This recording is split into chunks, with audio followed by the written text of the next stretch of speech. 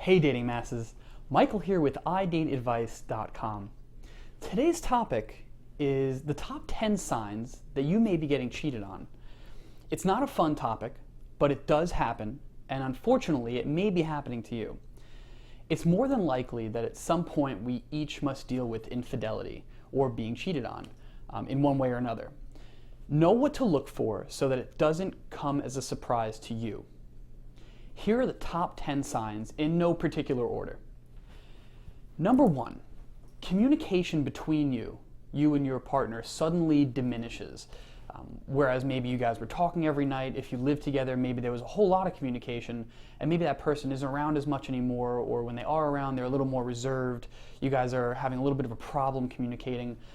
Communication is frequently coincides, let's say, with infidelity and cheating. When you start giving yourself away to somebody else outside of the relationship, the communication within the relationship tends to have a lot of stress as a result of that. So 1, communication, don't forget it. 2, you're being lied to.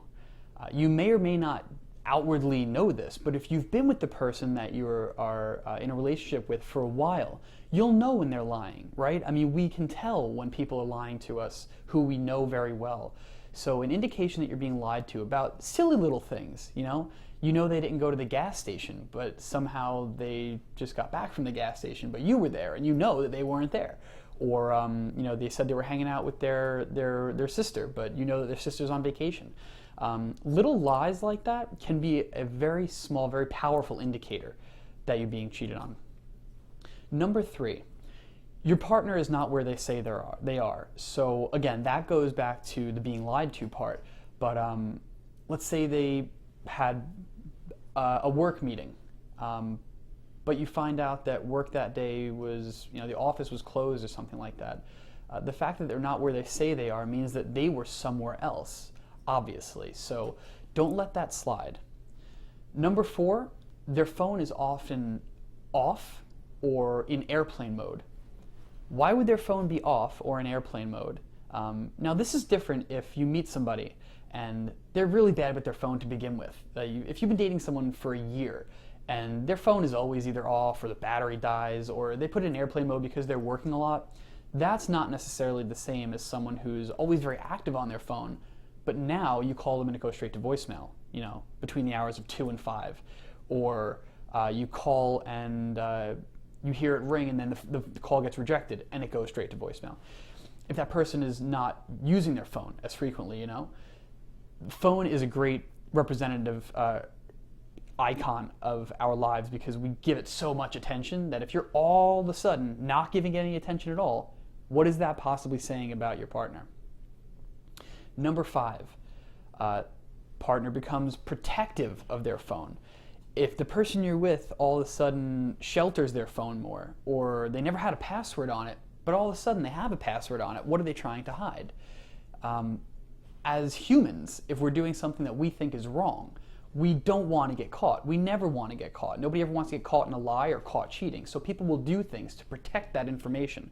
And if that information is on their phone, if they're speaking to that person, more than likely through their phone, their cell phone, maybe they do all of a sudden now have their phone on silent all the time, or maybe their ringer changes for different people so that they know not to answer the phone. These are things that unfortunately we do have to think about, and the more you know about this, the more you can look to see, is that person protecting their phone? Is that person, the communication is suddenly diminished? Are you being lied to? Moving on. Number 6, you're not included anymore or as much socially. So now when that person goes out to drink with their buddies, you're not invited. You're no longer invited to the social gatherings that maybe you did frequent before. If you guys share mutual friends and they're trying to make plans with the mutual friends without including you. This may not happen because maybe they're a little more protective of the idea of hanging out with you. Maybe they do want to structure their time to still be with you. But if you're finding that you are no longer included in these social events, keep an eye out. That's a great indicator that they're doing things that they don't want you to be around for, with or without friends that you may know together. Number 7. They are immediately defensive when confronted. If you come to your significant other, your boyfriend or girlfriend, husband or wife, and you say, hey, listen, where were you the other night? You know, you said you were hanging out at the pub, but this guy was at the pub and I know he didn't see you there. And if they all of a sudden are like, hey, why are you shoving, you know, what are you shoving this down my throat for? Why are you trying to get me to, what do you think I'm cheating on you? You think this, that? If they all of a sudden become very defensive, if you go to reach for their phone when it rings and they immediately snatch it out of your hand, what are they trying to hide, right? But they're getting defensive, very defensive. A normal person who has nothing to worry about would say, hey, can you just pass me my phone? Or, oh yeah, I went to the bar, I was there for an hour and I left. I saw that guy, he didn't see me, you know? Instead of getting immediately defensive. Number 8, the new friend shows up all over the place. So this one takes it a step further. Maybe you know the person who you think your significant other is cheating on you with. Maybe you have no way of knowing that that is actually happening, but a sign that they're spending a lot of time with that person all of a sudden, and that person was not a part of the picture before, and that you are not mutual friends with that person, that should be a red flag going off. That should be a ding, ding, ding, you know, flashing in your mind saying, this person wasn't here before, you know, this girl who he works with really wasn't hanging around all that much, and now they're hanging out every weekend. Or maybe she stops by to drop stuff off, you know, like, think these things through.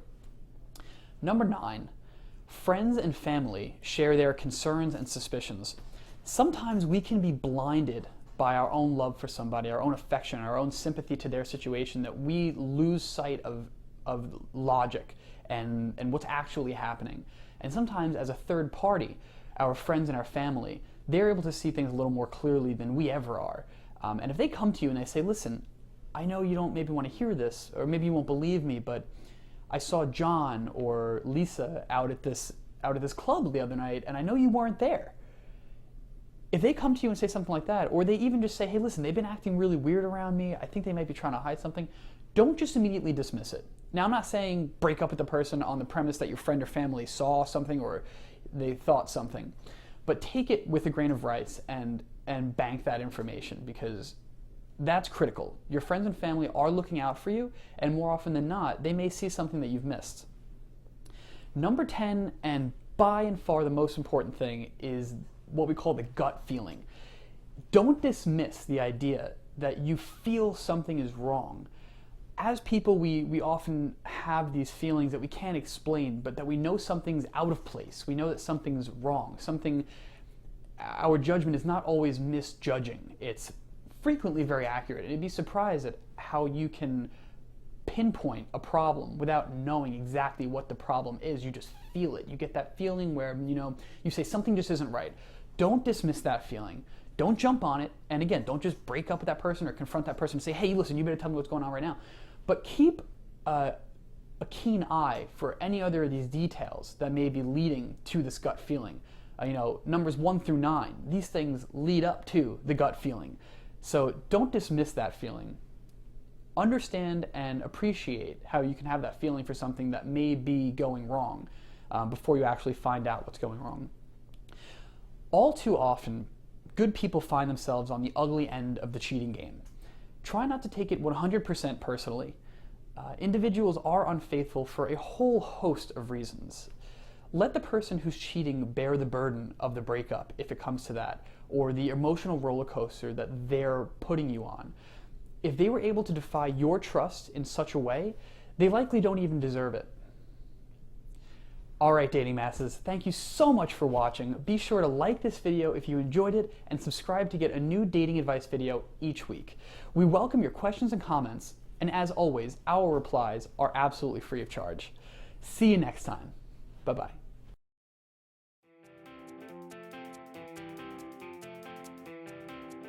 Hey dating masses, Michael here with idateadvice.com.